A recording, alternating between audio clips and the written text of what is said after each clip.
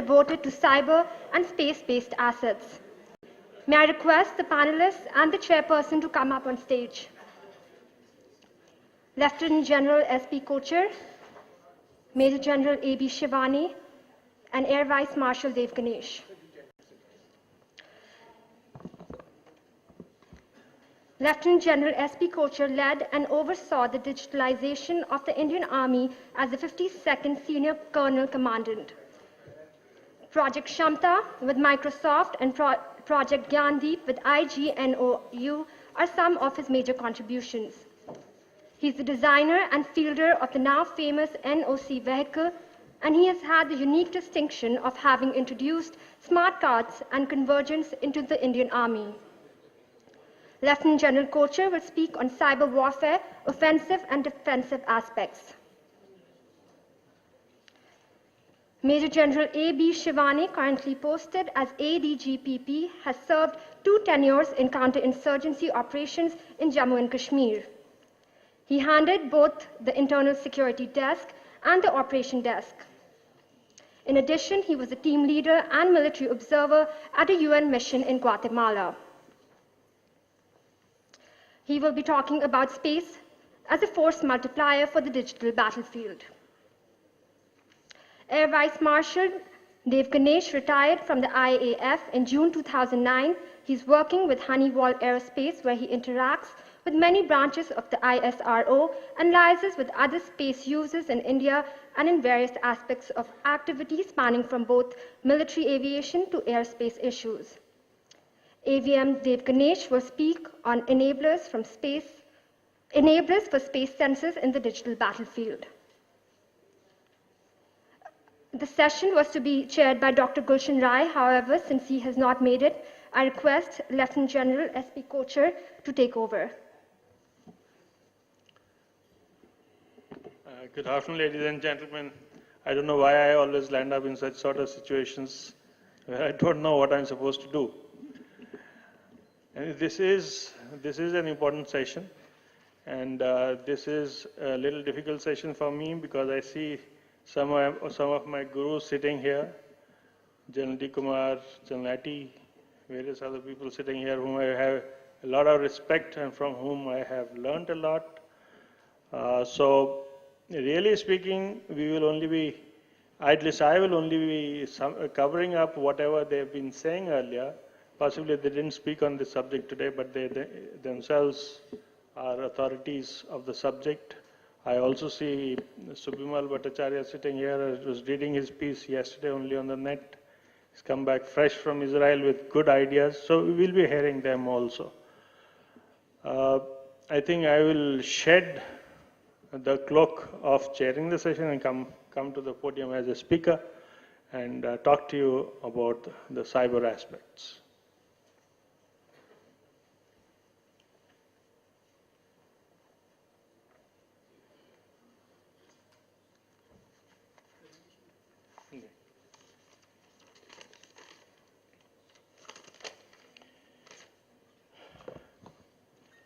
Okay, ladies and gentlemen, again, I start with the same refrain. Very short notice. My erstwhile senior colleague, Jan Mahapatra, was supposed to be talking on this, and unfortunately he had a tragedy at home, so he had to leave, and I was asked to step in. So here I am.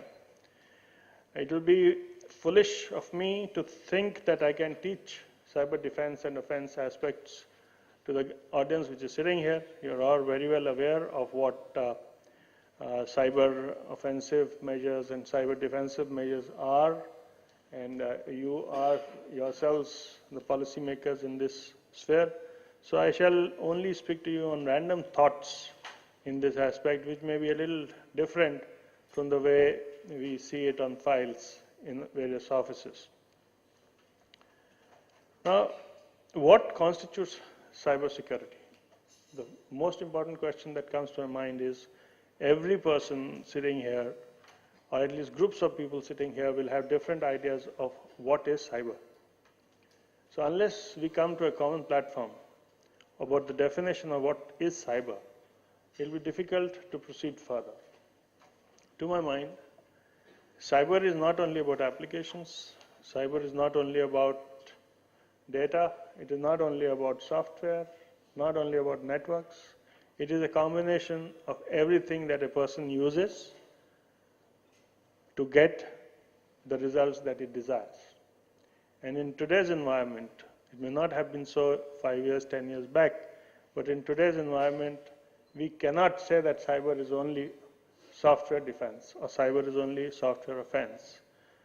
Cyber means end-to-end defense of anything which is electronic and which is being used by the network to deliver the applications or to deliver whatever a user requires. This includes the networks, it includes the systems, includes the data storage, includes customized software, and includes any other software that a user may require. You all sitting in uniform know that the weakest point of your defense is actually the defense of your organization.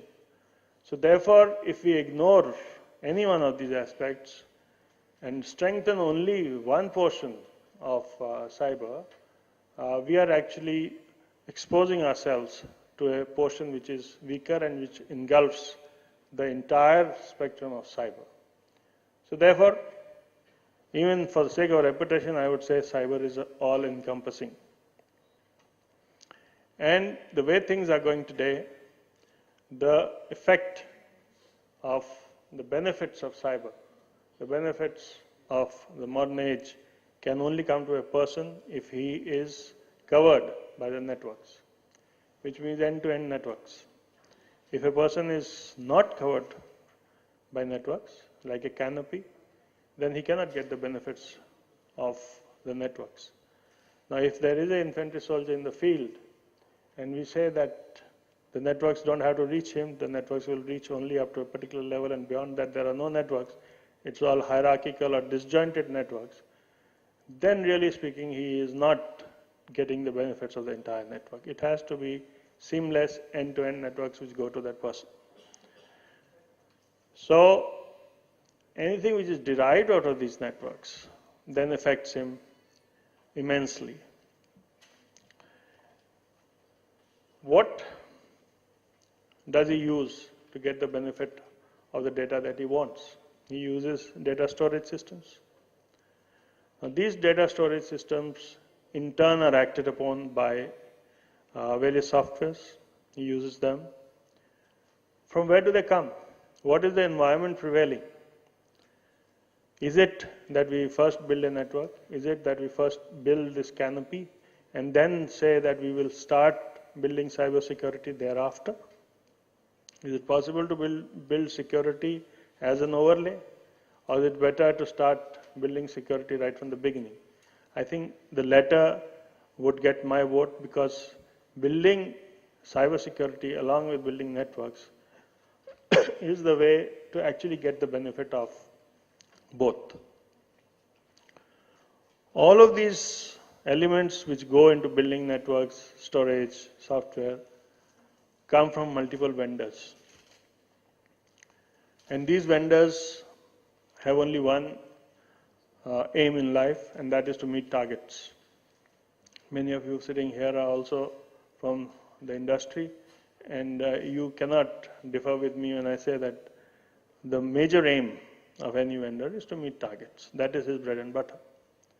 That is not the bread and butter of a user. He wants security. So, like I said earlier, the weakest link is to be secured first. And if we are not sure from where these elements are coming, how are we going to secure them? By just putting an overlay, can we secure all these elements? The best way, of course, if you take your mind to it, would be to build these elements in India under supervision and know what we are building. That would be the ultimate manner. But you can't have indigenization at any cost. I can't say, even if I was the Prime Minister of India, I can't say today that tomorrow onwards we will start indigenizing. It is not possible. So we will go in steps, but we should go deliberately and we should have our roadmaps ready. I am a great proponent for technology sovereignty. We wish that indigenization and manufacture of these components start in India so that we know what we are working with. Till that happens, I would strongly advocate that we take everything as suspect. Any element that we use on our networks is suspect. Whether it comes from China, it comes from Singapore, it comes from anywhere. And if we go with that premise, then we have to secure our data, our applications with this premise. Is it possible? Few years back, not few, quite a number of years back, about 2-3 decades back, if you remember, people were saying that you cannot get good speech over noisy circuits. Then came Shannon's law, and we could get noise-free voice over noisy circuits. So there was a technology which was used to get intelligence out of noise and provide it to the user. Similarly, if we work over infected systems, so-called infected systems, which are purportedly infected, can we get data which is secure? Can we get answers which we can take for secure? I won't say 100%, but yes, to a very fair degree you can. And that is the way we should now start working in, rather than saying that we will set up labs which can sanitize the software, which can sanitize the embedded software, which can sanitize hardware, and after sanitizing this, we will build our systems with foreign material and say that this is 100% sanitized. We will be living in a fool's paradise. Today, even if I give you open source software, if I give you code which is open, can you sanitize it? When there are thousands and hundreds of thousands lines of code, can you really find out which one of them is mischievous? I don't think so. You come to hardware, what is it hardwired for? Can you sanitize it? Will anybody share the design with you? It's a very difficult task. So it will be really speaking almost an impossible task in today's scenario to sanitize all hardware or embedded software or even application software in the open domain and say that we have sanitized it, we are happy with what we have done. It's not possible. So let's find ways and means that whatever goes in comes out with full integrity. Full integrity in a system of systems is never possible. With whatever best we can get, we should work with that. However, our endeavors, which the government has now started, should be towards indigenization of components, and slowly we should start working towards that. Now, which is the component which helps us in cyber? Which can help us in, supposing I will take the example of a say tab. Now, the Indian government is committed to give a low-cost tab to every student. What will happen in case we get the tabs imported from abroad, or we get the laptops imported from abroad and just distribute it among youngsters, the way we have done in 1 or 2 states? You will have ticking time bombs on your hand. They've got a mind that works. They've got a mind that is not bound by rules yet. And they've got a very fertile mind, but they don't have jobs. So what will happen? They will start experimenting. And for the fun of it, they will start experimenting with the systems whichever come in their way. And slowly and steadily, some of them will get subverted. It is not something which I'm raising an alarm for, but it is something I'm seeing. If you say that the best mind for your cyber work, even in the government, is not an employee, but is a contractual person who has the dedication to work in cyber, then why is it that we are closing our eyes on those aspects when we start distributing these elements to them without securing the elements? We really don't know what we are doing. So with that perspective, suppose we have to give a tab to everybody. What is the component that, that can be assigned to one of the 2 fabs that are coming up in India?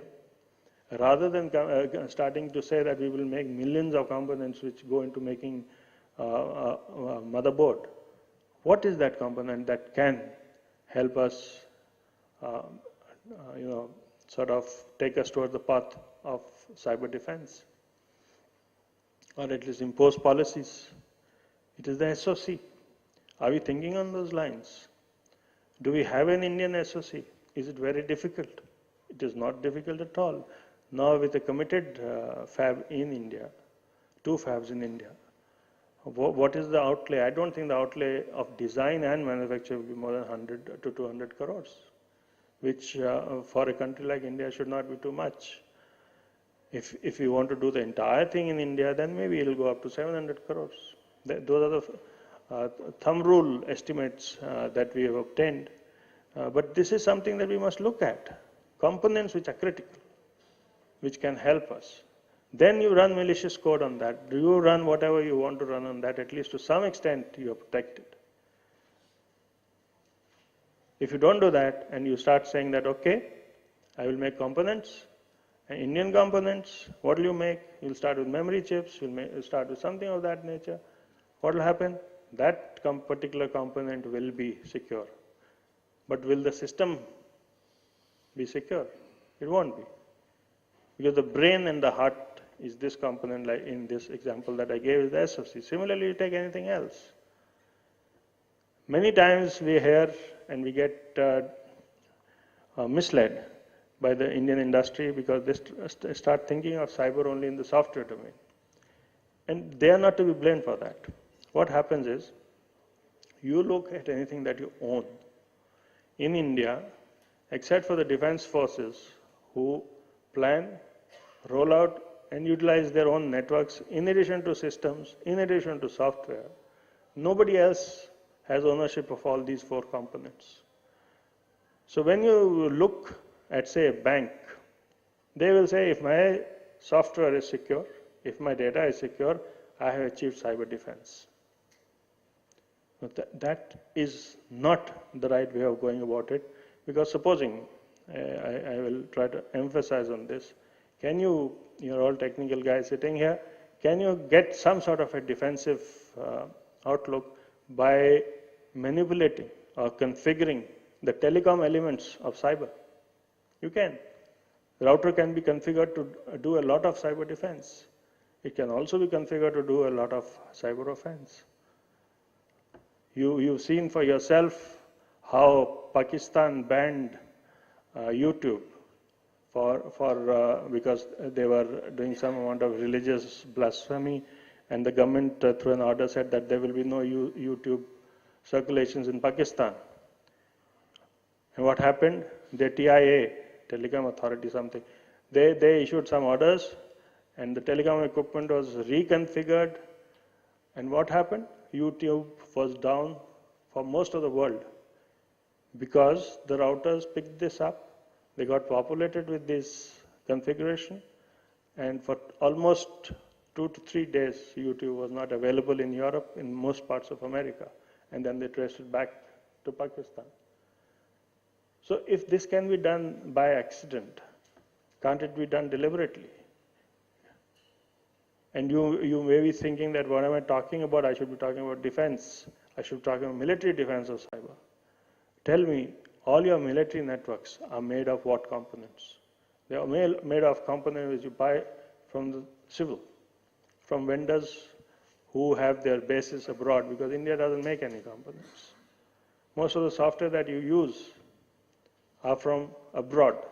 I am not saying that anything which comes from abroad is suspect. I'm not saying that, but it pays if you consider that to be suspect and you take measures accordingly. All the measures that you have taken. Now, why does defense should look at cyber differently than civilians? I told you the example of a bank, why banks look at only software. Now look at defense. What do? They plan out their networks, they plan out their systems, and they plan out their storage and software. So for them, it is an end-to-end system which they own, and hence they can manipulate. And whatever benefits they can get, they get by manipulating all 4 components. Unfortunately, what happens in defense also is they start looking at what the civil world is talking about, what the writings are all about, and the writing mostly will be on software, and they start feeling that if they have secured the software, then they are secure in the cyber domain. It is not so. It is not so. And we'll come to grief if we don't take stock of this. Secondly, all the tools that we are using, even in government agencies, where are we getting these tools from? We are either downloading freeware to audit our networks, to audit our systems, to audit our databases, and then we are saying that we are secure of these other vulnerabilities. Who is going to give anything to you free in this world? Don't think that the freeware that you are getting is free. They are extracting their pound of flesh, which you may not be knowing about. There may be malware on your system after you use these tools, even if you are buying it from them. Just go back to news reports which came in earlier that the code of Microsoft, before it is made commercial and it is released to the world, gets scrutinized by some government agencies, and they know exactly where the vulnerabilities are. And that is commercial software. Now, if you look at cyber tools, you think any country in the world, no matter how close you are to them or how much animosity you have to them, they're not going to tell you the entire thing about cyber. So if cyber tools have to be effective, they have to be homegrown. You have to come out with solutions yourself. I'm not going to talk about what are the threats of cyber. Those things are very well known. What I'm talking about is where we are closing our eyes, not deliberately, because we've been brought up in such an atmosphere where we are expected to close our eyes and start using things blindly, and which will cause problems at a crucial stage. Here is where there is a lot of expertise in India. Many of you sitting here have interacted with me in their individual capacities, and they themselves are doing a lot of work in the space of ICT, in the space of IC tech, I would say, information communication technology, electronics, and cyber, and bringing out world-class products which are sanitized, which they know each line of the code, and which is not open to anybody else. Why can't we get them together and make products which can be by our own country, at least in critical systems? That is where we have to go. Within the government also, we find that there is a lot of initiative being taken, good work being done, but overlapping work. The right hand doesn't know what the left hand is doing. Ministry of IT is doing the same thing what Ministry of Communication is doing. Ministry of Industry is also doing the same thing. And they don't know, and they don't want to know about what the others are doing. Government has taken a decision to appoint a cyber coordinator. What happens? What is he going to coordinate? If everybody is going to start doing his own thing in cyber domain, then what is he going to coordinate? Where is the mandate? All those things, policy changes are required. We have to become serious about it and not just do lip service to cyber. It is important. You may feel that, okay, you got standalone systems in the defense, so therefore you are almost immune to the ramblings of cyber. You're not. You're not. Supposing for a moment I think that all your systems are sanitized, what about the psychological impact? Supposing you're working in an area where the entire ATM network goes down, or where you can't speak to your house because of DoD attacks, what happens then? What is the psychological impact on you? Your systems may be fine, they may be working, but if the environment is not functioning in the manner it is supposed to, psychologically it affects you. And if it affects you, it affects your way of working. Fortunately, today we do not have too much of automation. I'm saying fortunately, which is a wrong word to use. So maybe the effect of cyber will not be felt by us as much as it would be later. But remember, we've taken a decision, the right decision, to go IP way. And if progress is happening in IP, so is progress in the negative direction. There are a lot of research being done by hackers. There are a lot of research being done by various governments to see that they can hack into your systems. They can do whatever they want to with your systems because it is open system standards and protocols. This is a dichotomy. Should we go in for open standards and protocols, or should we go in for proprietary? Both give you advantages and disadvantages. But when you weigh against the cost benefits, then obviously you have to go in for open standards and protocols. And your expenditure then to defend them will be much higher. We must be prepared for doing that. Now coming down to cyber defense and offense, what is the difference? Or the third one about which no mention has been made in the subject, I will introduce that also, and that is exploitation. Okay. Now the three parts of cyber as I see it. One is cyber offense, cyber defense, and third is cyber exploitation. Can they be handled separately?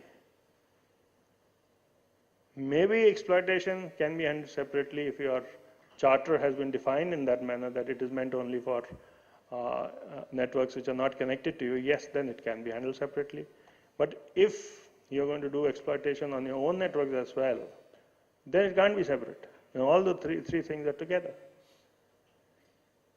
It is at times administratively convenient to say that cyber must be handled by different people, networks must be handled by different people, communication must be handled by different people, but does it pay you benefits? I really don't know how can you defend a thing which you don't own. If you're not permitted access to that, you can audit it, all right, but you can't defend it. You don't have the ownership of defending it. So those are things that policy changes will have to be made, and pragmatic things will have to be seen. And I see very senior officers, both in service and retired, sitting here, who must be seized of all this, and I'm sure things will improve in this direction also. But important thing is, cyber defense is bottom up. Every person has to defend his system. Every person has to know how to defend his cyber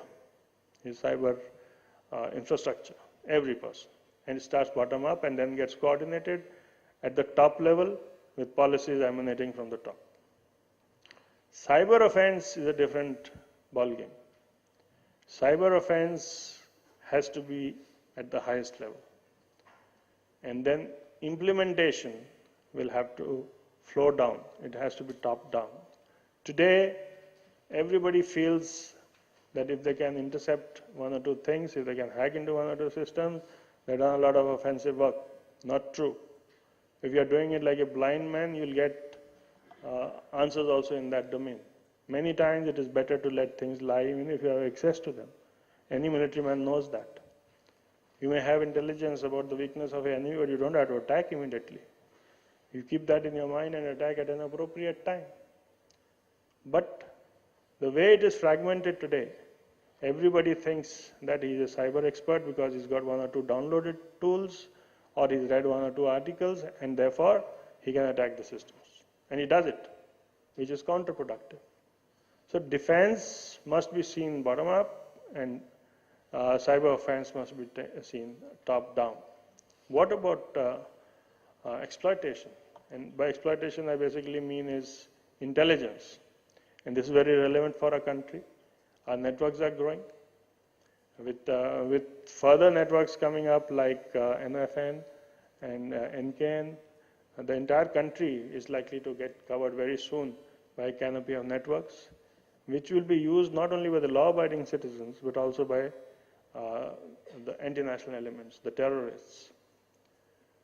Okay, now if their data is also flowing on the networks, can you exploit that data for your use? Now, if you start writing code again and see how it is to be done, and if you take lessons out of this, what I'm saying that it should be indigenous and say, okay, I'm going to write every inch of every word of code myself, and then come out with a solution as to how I'm going to exploit whatever data I'm getting, and then we will reach nowhere. What about the commercial software which is being used by the stores? Can we modify that? I'll give you an example. You have silos of information. all along your borders in databases, RDBMSs, in different formats, with different keys. No problem, you can still make it, you can convert it into a common RDBMS. But that will not give you much, except that will give you correlated data. But supposing now, those of you who've been to modern stores like Walmart, where you enter 5 times, and at every time thereafter, the screen is going to be configured as per your requirements, as per your preferences. How do they do that? They do it using something called business intelligence. Now, if they use business intelligence tools to enhance their business, why can't a military man use the same business tools, business intelligence tools, to correlate this data and come out with unstructured query answers? Why unstructured? Because we do not have dive-down databases yet. We will never have along the borders because the data is current. Whatever we are capturing will have a currency which will not be very long. Thereafter, it can only give you statistics. If we have databases which are 3-dimensional, multi-dimensional, we can use data mining tools.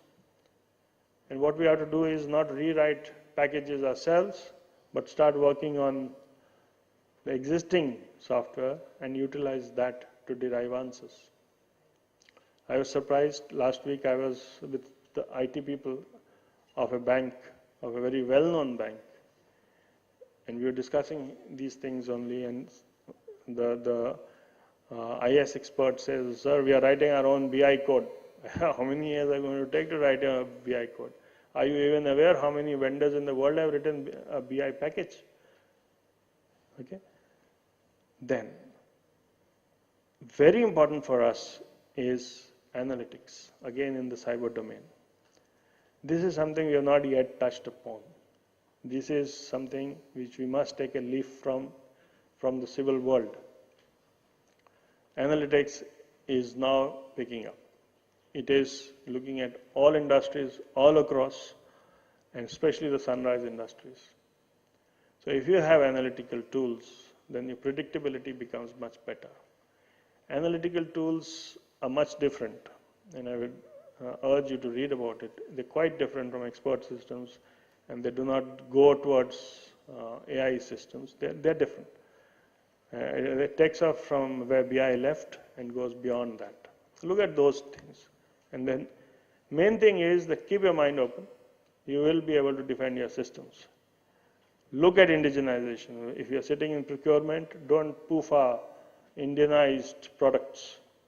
Look at those products critically, and if they meet your requirement, go for it. Not only are you doing your own industry a lot of favors, but you are also getting the best of systems which you can be sure of. You can't be sure of any other system in the world. And once again, I'm telling you, no free lunches for anybody. Anything comes to you free, be suspect. Anything which comes to you in critical sectors, even commercially, even through government negotiations, look at it with suspicion. They will have their own trapdoors, they will have many other issues which will get activated at a critical time. We've had an example where our communication systems plugged up, and it was initially taken to be a small technical flaw, but when we dug down deep, we found that a particular setting, so to say, which was called a different type of a setting, I can't give you names, we called a different type of it, which was deliberate, got triggered by mistake. And this is by a world-reputed communication equipment manufacturer. We put him on blacklist for a month and said that you come and explain to us. What happened thereafter, I'm not free to share with you. But the fact is, such systems are there. Such malware is there, even in telecom equipment, even in IT equipment, even in your software. And you will not be able to find out till the time you make deliberate efforts to do so.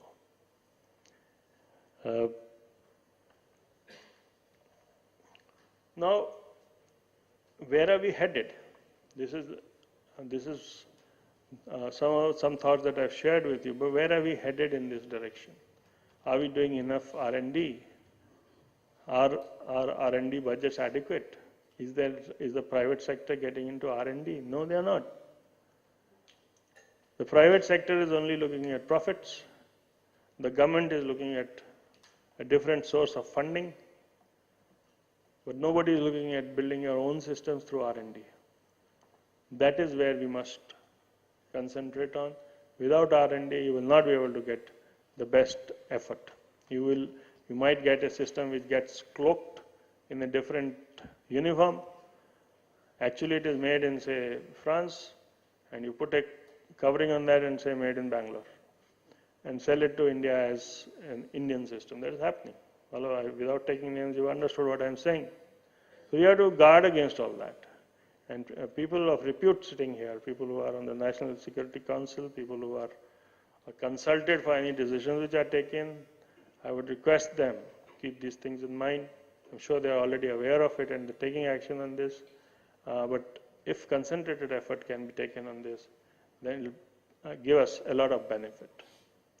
I promised you I will not talk of cyber defense and cyber offense in the traditional manner. I have not. I think I have exceeded my time, and I should now call it a day and hand over the podium to the next speaker. General Shivane is a very well-read man, very suave person, and he comes from a directorate which is the think tank of the Indian Army. He himself has been a thinker. I've known him from the time he was a colonel, and he has immense respect in the defense forces and outside. I'm sure you'll benefit from what he has to say. Thank you.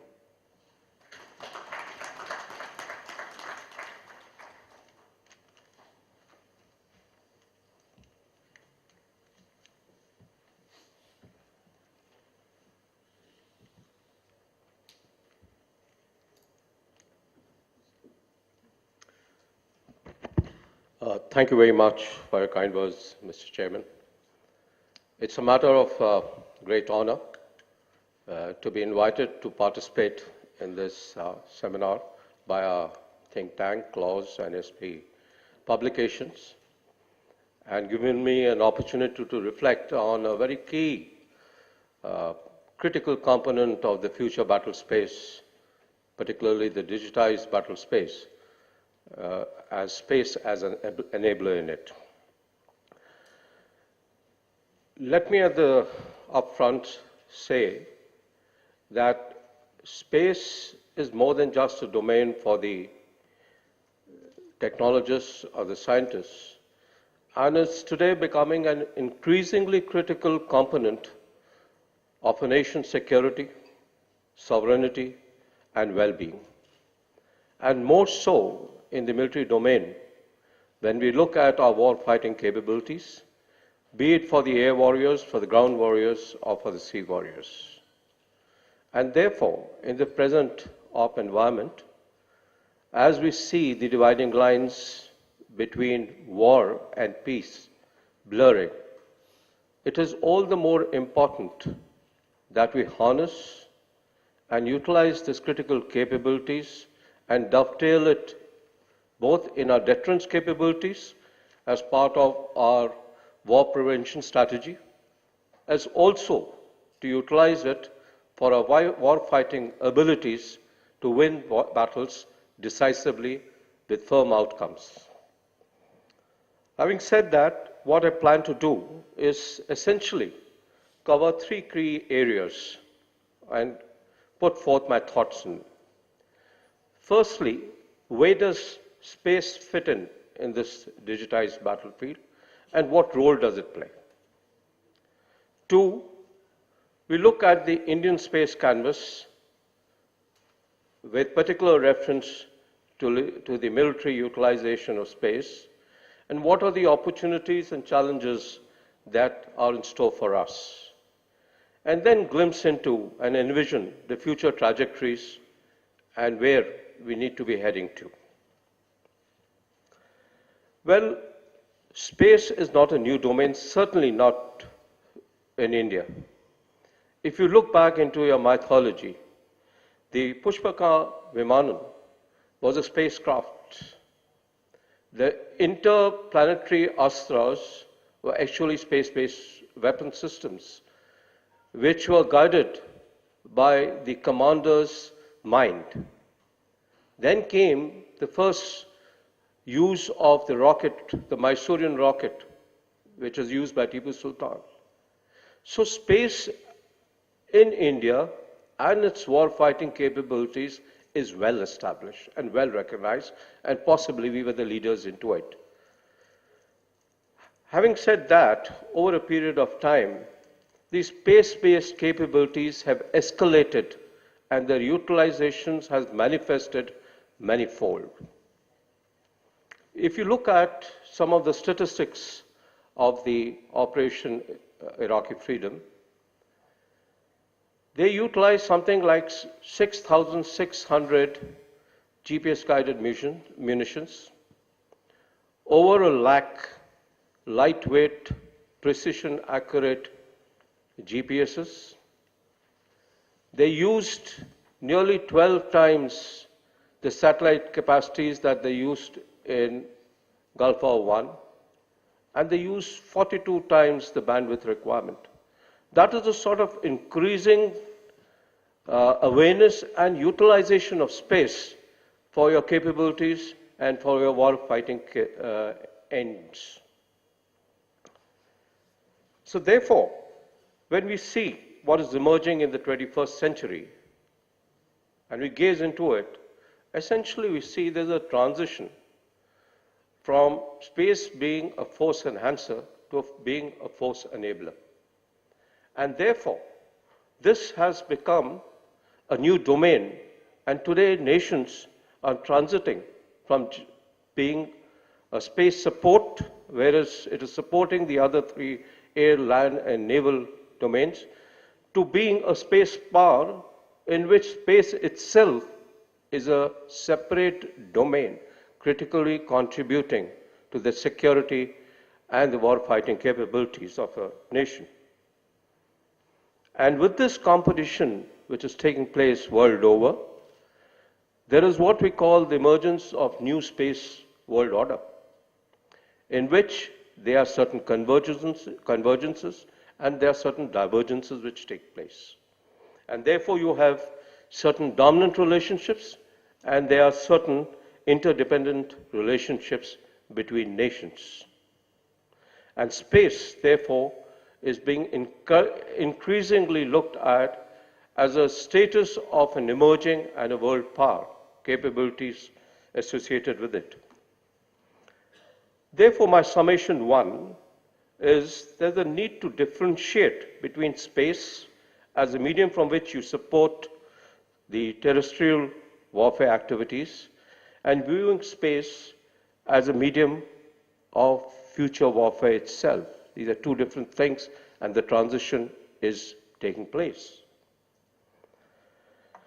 Next, let me highlight a few issues relating to space as an ultimate high ground in the digitized battlefield. Now, well, our understanding of the digitized battlefield is essentially optimizing the IT capabilities in the organization structures and the operational outcomes to win battle decisively with least cost and in the least time. Now, when we look at these, essentially, it translates to better situational awareness, real-time sensor shooter links, providing logistics and the awareness, and providing the commanders the wherewithal to contribute and take decisions in a fast time frame. And therefore, essentially what the outcome is that you have faster, more accurate information which results in decisive outcomes. Looking at it from an essentially a field force commander's perspective, what is critical to a field force commander which will be decisive in battle are gaining dominance and taking ownership of three critical components of a battlefield. They are time, space, and force. And therefore, it is important for him to imbibe the quality of first. That means that he should have the wherewithal and the ability to see first, understand first, act first, and finish decisively, and if required, re-engage at will. Now, if you analyze all these things holistically and dovetail your space-based capabilities within them, you would clearly understand that in the quality of FIRST and its enablement to a field force commander, space, be it from the ISR point of view, that is intelligence, surveillance, and reconnaissance point of view, be it from the SATCOM point of view, or the positional, navigational, and timing point of view, or negation capabilities, it provides you with this sort of a capability which helps you to shorten your kill chain of find, fix, track, target, engage, and assess. Therefore, what is increasingly becoming important for a nation, for its security, is to ensure that you enjoy space superiority in all its various domains where it acts as a force enhancer. Be it capabilities for which you are able to arm and give the wherewithal to your own forces, and since they are competing capabilities, also retain the capabilities of negation so that you have an advantage over your adversary. Now, when I looked at the digitized battlefield, I was able to identify 6 core functions and then relate these 6 core warfighting functions to space-based capabilities and what are the spin-offs that we take from them. Now, when you look at each of one of them very briefly, you look at command and control, which is a nerve center and the critical capability of a digitized battlefield. Awareness of your own systems, awareness of the enemy systems, being able to take real-time decisions, disseminate, reassess, assess, and take actions. For this to be enabled, the 2 key capabilities of space, that is SATCOM and PNT, along with the ISR capability, allows this sort of a structure in the digitized battlefield to manifest itself. Next, if you look at the ISR capability, again, an important facet, be it for targeting or be it for your own and ensuring superiority in your situational awareness. You have low Earth orbit satellites, which give you the convergence on targets on the order of minutes. It gives you submetric resolution capabilities. And your geosynchronous systems and satellites give you persistent access to large portions of the areas of your interest. And therefore, these form critical warfighting capabilities too. Third important aspect of a warfighting is movement and maneuver, and the ability to bring about your force manifestation at the desired time and at the desired place, thereby bringing in your desired effects rather than just massing of forces. And as the PNT capabilities, whether it be in precision in the positioning capabilities, accurate time references, or be it in the navigation capabilities that enable this warfighting function to take place. Importantly, in an era where standoff capabilities and effect-based operations are taking dominance, targeting by operational fires, air and missile defense systems are gaining importance. And the PNT capability of own weapon systems locations, the target location, and precision guidance of munitions is greatly enabled by our space-based enhancers.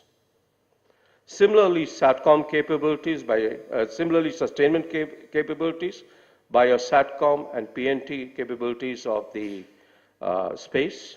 And of course, your protection, which is also becoming critical now with anti-ballistic missile defense systems, where you have space-based warning sensors and you have space-based ISR capabilities for you to take deterrent measures or countermeasures to the threats that may emerge. Therefore, my second summation is that space-based capability in a digitized battle space gives you the decisive edge. They allow you to see the battlefield with clarity. They allow you to communicate with certainty, navigate with accuracy, strike with precision, operate with assurance, acquire with agility, thereby what I have been emphasizing, giving the field commander the capability of being able to see first, decide first, act first, and come up with decisive outcomes, and at the same time, since it's a competing capability, retain deterrence levels and capabilities to deny the same to the enemy. That is equally important. Well, the Indian space capability, expanding horizons and emerging military applications is what I thought I would term this. When you look at this ISRO, it's a success story. We as a nation are very proud of this organization and the manner in which it has come from its nascent stage and the indigenous efforts that have gone in. Today we have over 71 satellites which have been launched, and we have a whole lot of others exciting ventures which are coming up in the recent time. And with this expanding horizon which is taking place and capabilities in launch platforms, in satellites, and all aspects, it is important for us not only to harness the civil capabilities for military use, but it is time that certain capabilities which are peculiar to the military utilization also must be looked at with equal seriousness so that we are able to attain a high level of force enhancement and also defensive space control capabilities through our integral military satellite systems. After all, a military satellite system has to have certain redundancies, have to have certain characteristics by which it is foolproof to enemy evasive measures and enemy's active measures. So therefore, I don't think we can wish away ourselves by purely riding on the civil satellite systems in the future. And therefore, when we look at dual users and military users, while we need to optimize our dual users, we also need to look at standalone military platforms in this space to help our force enhancement capabilities.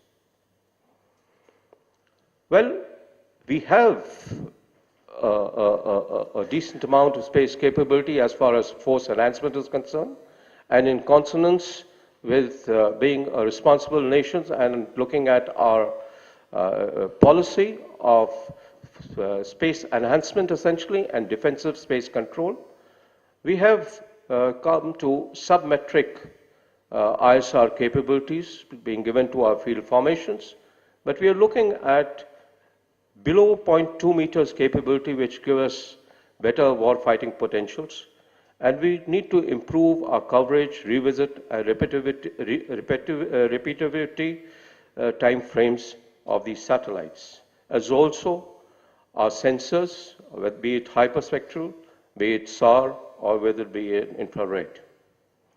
It is also important, while some work is on, for us to develop launch and demand capabilities. This is operational responsive capabilities which will not only manifest itself in war, but is also critical in terms of a disaster management, where you're able to oversee a restricted area for a critical period of time.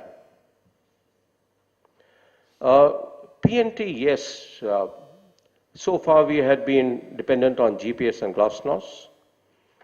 In war and in battlefield, it's not a foolproof system. You can't have 100% assurance.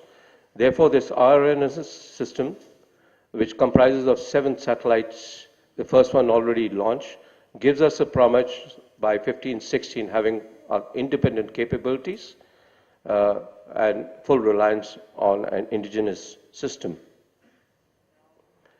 SATCOM, yes, we have SATCOM in place, but we have issues of bandwidth, specifically utilization of and availability of bandwidth for strategic users, because increasingly SATCOM, be it for ground-based systems or for UAVs, is becoming important in all 3 bands, CAR, C, and S-band capabilities.